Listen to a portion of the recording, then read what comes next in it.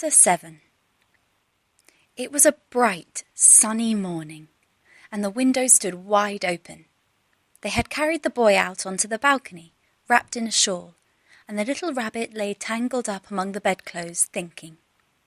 The boy was going to the seaside tomorrow. Everything was arranged, and now it only remained to carry out the doctor's orders.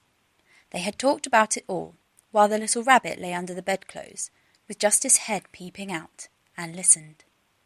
The room was to be disinfected, and all the books and toys that the boy had played with in the bed must be burnt.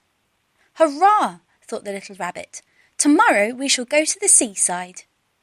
For the boy had often talked of the seaside, and he wanted very much to see the big waves coming in, and the tiny crabs, and the sand castles.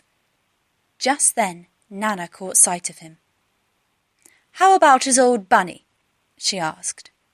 "That!" said the doctor.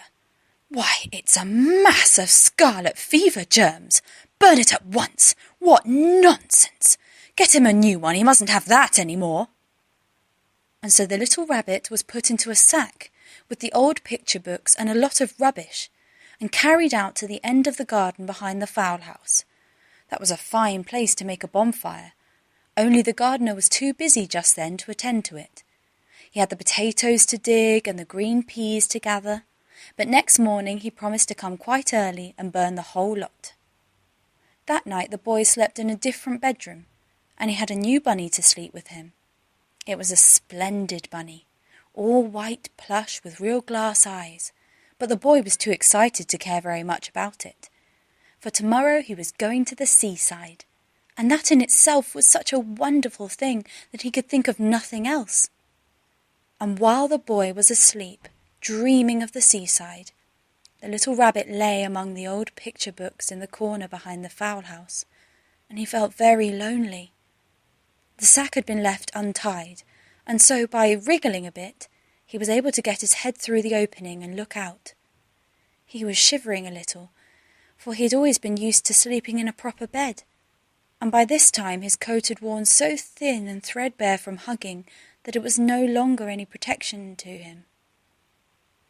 Nearby, he could see the thicket of raspberry canes, growing tall and close like a tropical jungle, in whose shadow he had played with the boy on bygone mornings.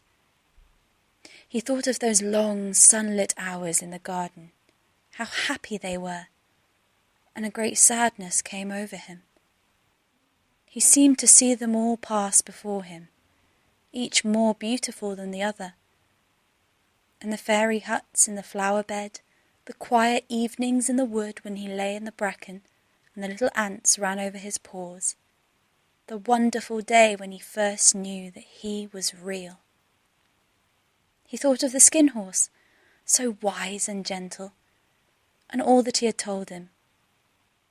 Of what use was it to be loved and lose one's beauty and become real, if it all ended like this? And a tear, a real tear, trickled down his little shabby velvet nose and fell to the ground. And then a strange thing happened, for where the tear had fallen, a flower grew out of the ground, a mysterious flower not at all like any that grew in the garden. It had slender green leaves the colour of emeralds, and in the centre of the leaves a blossom like a golden cup. It was so beautiful that the little rabbit forgot to cry, and just lay there watching it. And presently the blossom opened, and out of it there stepped a fairy.